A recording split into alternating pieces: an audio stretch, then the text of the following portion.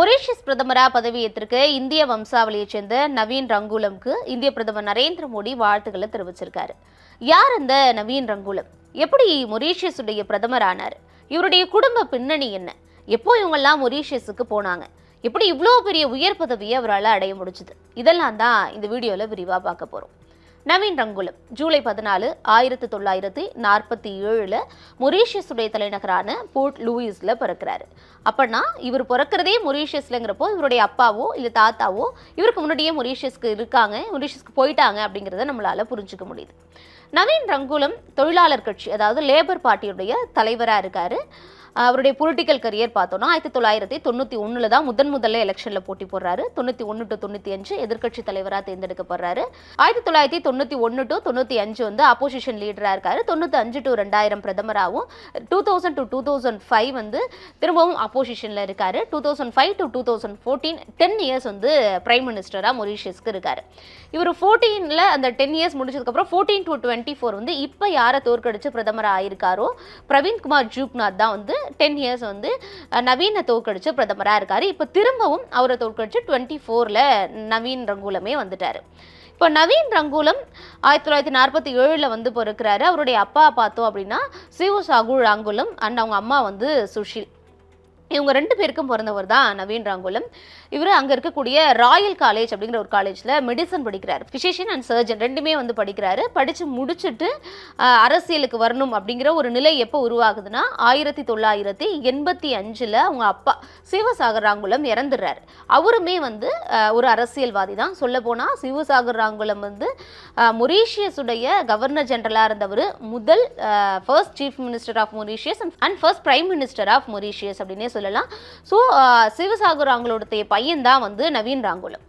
இவ்வளோ பெரிய அரசியல் பின்னணி கொண்ட சிவசாகருடைய பையன் நவீன் ரங்கூலம் அப்படிங்கிறப்போ 1985 ஒரு உயிர் இழந்துடுறாரு சிவசாகர். இறந்ததுக்கு அப்புறமா அவருடைய பையன் நவீனை வந்து வரணும் அப்படின்னு சொல்லி அரசியலுக்கு அவங்களுடைய மூத்த அந்த கட்சி தொழிலாளர் கட்சியுடைய மூத்த தலைவர்கள் எல்லாம் வந்து இன்வைட் பண்ணுறாங்க.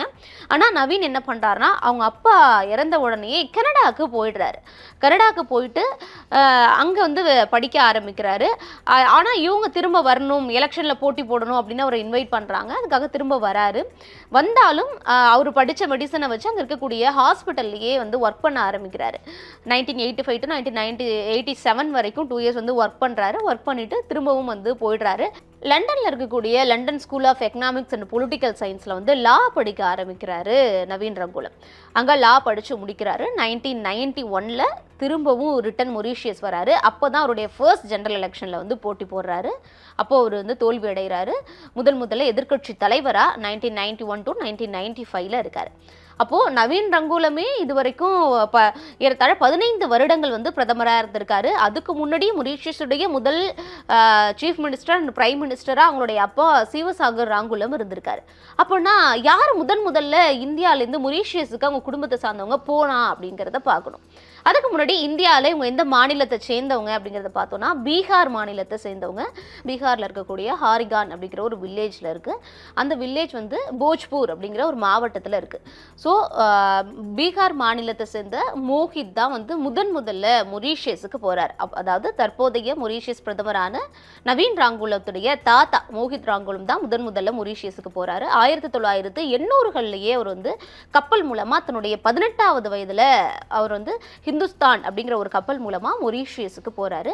மோஹித்க்கு முன்னாடியே அவருடைய அண்ணன் வந்து ஒரு நல்ல வேலைக்கு போகணும் அப்படிங்கிறதுனால மொரீஷியஸுக்கு போகிறாரு. அவரை பின்தொடர்ந்து தான் வந்து மோஹித் போகிறாரு. இன்டென்ஷன்ட் லேபரர் அப்படின்னு சொல்லுவாங்க. அதாவது ஒரு ஒப்பந்தம் படி அதில் அந்த கையெழுத்து போட்டுட்டாங்க அப்படின்னா ஒரு முன்பணம் வாங்கிக்கிட்டோ இல்லைன்னா நம்ம வாங்கின கடனுக்காகவோ குறிப்பிட்ட ஆண்டு காலம் அவங்க கிட்ட சம்பளமே இல்லாமல் வேலை பார்க்கணும்.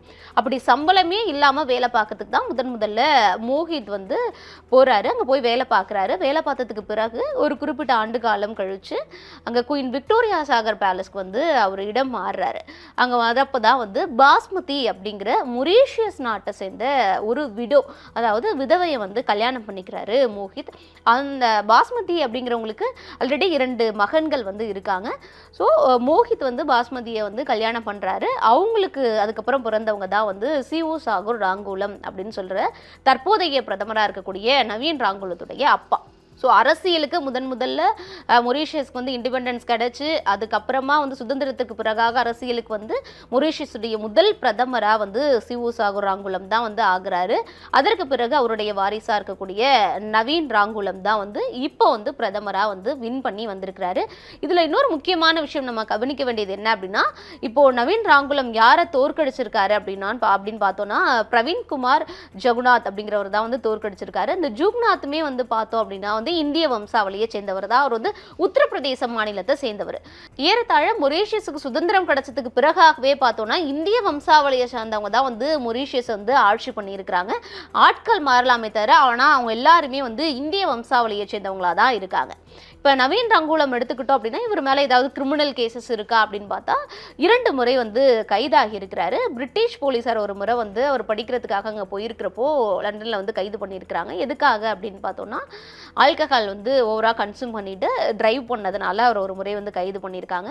அதுக்கப்புறமா மணி லாண்ட்ரி கேஸில் வந்து 2000க்கு பிறகாக வந்து ஒரு முறை வந்து கைது செய்யப்பட்டிருக்கிறாரு. அது இல்லாமல் கொள்ளை வழக்கில் ஒரு முறை கைது ஆகியிருக்காரு நவீன் ராங்குலம். அதுக்கேற்ற மாதிரி நிறைய அவார்ட்ஸும் பல நாடுகள்ல இருந்து வாங்கியிருக்கிறாரு.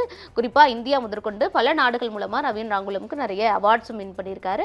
ஸோ மொரீஷியஸுடைய பிரதமராக இப்போ தேர்வாகி இருக்க நவீன் ராங்குலம் இந்தியாவை குறிப்பாக பீகார் மாநிலத்தை சேர்ந்தவர். அவருடைய தாத்தா மோஹித் ராங்குலம் தான் முதல்ல 1800களில் வந்து மொரீஷியஸுக்கு கப்பல் மூலமாக தன்னுடைய 18வது வயதில் போகிறாரு. சம்பளமே இல்லாமல் வேலை பார்க்குறதுக்காக போகிற மோஹித் அதுக்கு பிறகாக அவங்களுடைய பையன் அதுக்கப்புறம் இப்போ நவீன் ராங்குலம்னு மிகப்பெரிய அரசியலில் ஒரு சாம்ராஜ்யத்தையே படைச்சு ஆட்சி பண்ணிக்கிட்டு இருக்கிறது அப்படிங்கிறது மொரீஷியஸில் இந்திய வம்சாவளிகளாக தான் இருக்காங்க.